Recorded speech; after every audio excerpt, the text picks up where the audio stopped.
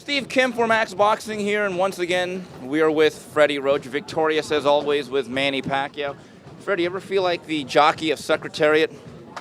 Yeah, I have the horse that keeps winning, that's for sure. But Manny is a thoroughbred for sure. This fight, it's interesting. On the scorecard, it was a virtual shutout, basically. You guys won every single round.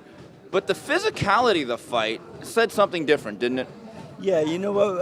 I know we dominated the fight, but it was a hard-fought fight throughout. I mean, Margarito was coming forward all night long. He was very strong. He was working the body. He actually hurt Manny with that double left hook to the body. With the second left hook, I thought for a second Manny sank a little bit, and then his mind and his heart said no, and he tapped his gloves and said, "Let's go on." But it was a very physical fight, very hard fight for both guys. It's interesting when you look at Manny Pacquiao. Everyone knows about the speed, the punching, the combinations, the footwork, the athleticism. The one thing I think that's overlooked, though, and we've talked about this before, from the David Diaz fight on, his ring IQ has risen exponentially, hasn't it? Unbelievable. You know, ever since he started studying tapes and learned how to pick his opponents apart, he's completely a different fighter. And the thing is, he studies him. Because before, below Diaz, I'd get me in to look at a tape of a fight. He'd watch like 30 seconds, get bored, and walk away. But now he'll study a guy, he'll learn his bad habits, and he knows how to take advantage of those habits. So it's really changed his life. Manny Pacquiao's toughness, though, let's face it, he came into this ring about 3 or 4 weight classes smaller than this guy, 17 pounds. His toughness, though, is another underrated trait, isn't it? You know, he just refused. I mean, you know, he was stopped early in his career, back when 112 pounds and stuff like that.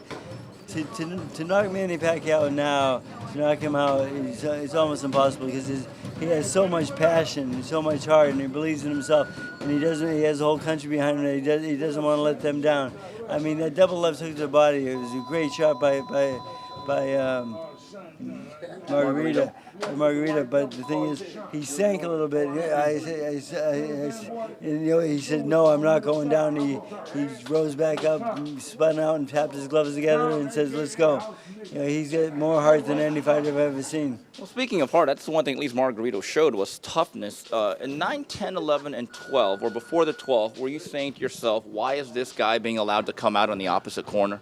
I was. The thing is, you know, he was tough, yes, and he was taking a lot of damage, a lot of punishment, and you know, and the fighters never quit. That's just embedded in us. We don't tap out. We don't quit. Right. You know, the thing is, but you know, that's what the corner is for. The corner is supposed to protect the fighter. Right. You know, when you have a fighter that can't win the fight at that point, doesn't have even a lucky punch is not going to change anything at that point, because 9, 10, 11, 12, he was just arm punching. The 8th round was his last round, competitive round where he was trying to land hard shots. But then when Manny hurt him with overhand left early in the 9th, and then it was definitely over by then. I would have stopped the fight by the 9th round, but. You know, but again, he had a young corner that wanted to prove something, and you know, they proved he's tough, but I think they ruined his career. I think he'll never fight again. Right.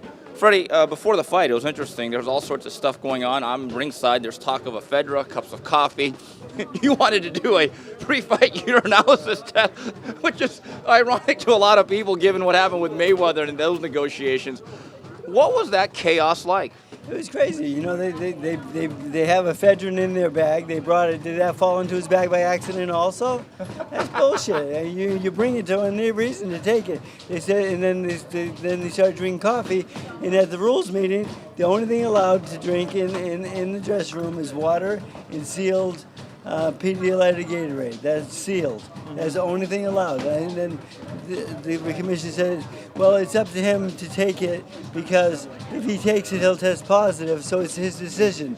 I said, okay, if I have loaded gloves and I want to use them, do I take? But if I don't get caught, it's okay. Right. That was bullshit. I mean, I think he got caught with the ephedrine. We got him before he took it.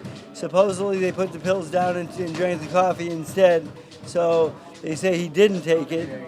That's what HBO told me they have on film of him putting the pills down, but he drank 3 cups of coffee instead.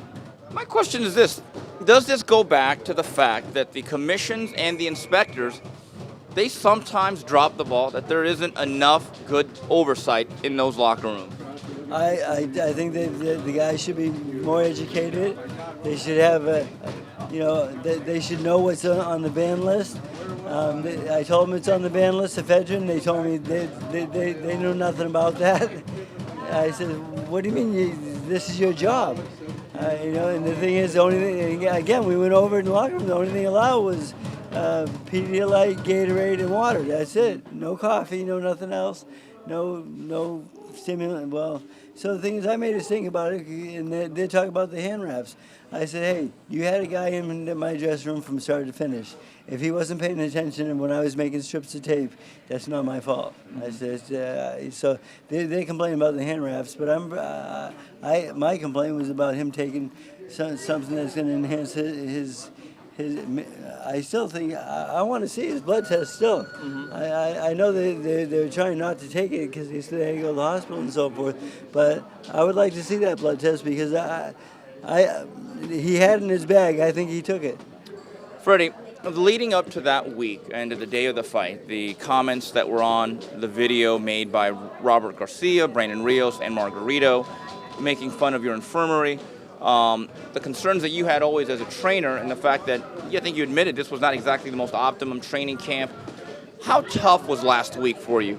It was a tough week. A lot of anxiety, a lot of sleepless nights. It was a tough week. Manny, he peaked a little bit later than usual, but we had to use every day to make that peak. And usually we peak a lot earlier. And I think Manny maybe did a little bit too much too close to the fight, and I think he did fatigue in the fight a little bit. But I think also he threw a lot of punches in the fight, and he has a big guy pressuring him all night, so that had a lot to do with it also. But I think we can be a better Manny Pacquiao out there if we get rid of the distractions of him being congressman right now. The thing is, my basically get to America a little bit earlier is what my plan might be. Freddie, that's my next question. Shouldn't we just face the fact, and we've written this, you're going to have a distracted guy. That's Manny Pacquiao, and sometimes it just may not matter. Isn't that just a part of life that it's going to be Manny being Manny? 100%. Manny's going to be Manny. So the quicker I can get him to LA, the less distractions, of course. Well, no, not less distractions, just different type. Right. See, Congress is competition because he wants to be the best at that, and it's competitive. Singing on the Kimball show and stuff like that, that's just fun. I don't care about that stuff. That gets his mind off the fight and stuff like that, and it relaxes him. And, going to endorse Harry Reid, an hour flight back and forth, that's just stuff he enjoys. But Congress is something he wants to be the best at. He wants to improve his country, and he's taking that very seriously. So that's more of a threat than any. Right. Congress is more of a threat. Everything else is just kind of fun and just killing time, Mm-hmm. So, again, if I get him out of the Philippines a little bit quicker, I think it'll be better for him. I don't want to beat this to death because I think that too much is made of it, but unless he's fighting Floyd Mayweather, will you get that type of Manny Pacquiao?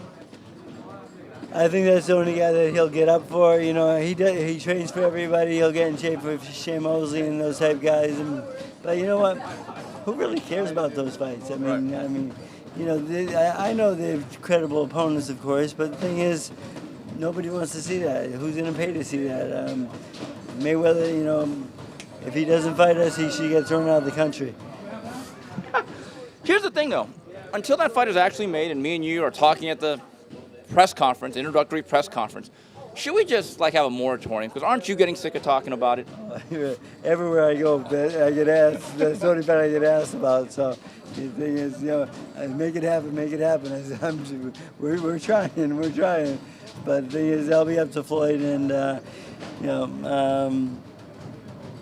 hopefully it will happen. The thing is, maybe Max sold him.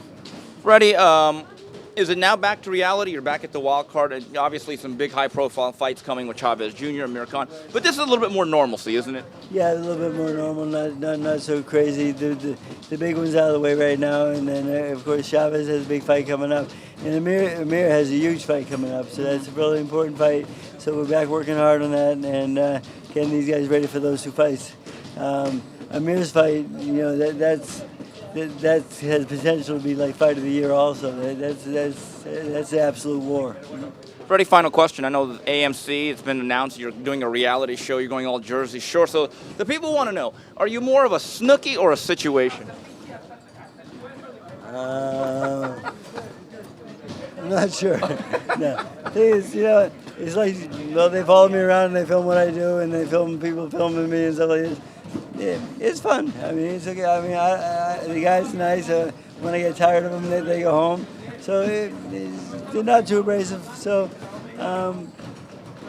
we'll see. Hopefully, they get 50 hours of footage now, so they're working on cutting that up now. And Peter Berg says it looks great, and he's my director. He's supposed to be pretty good at his job. So we'll see. All right, Freddie, congratulations as always. Thank you very much.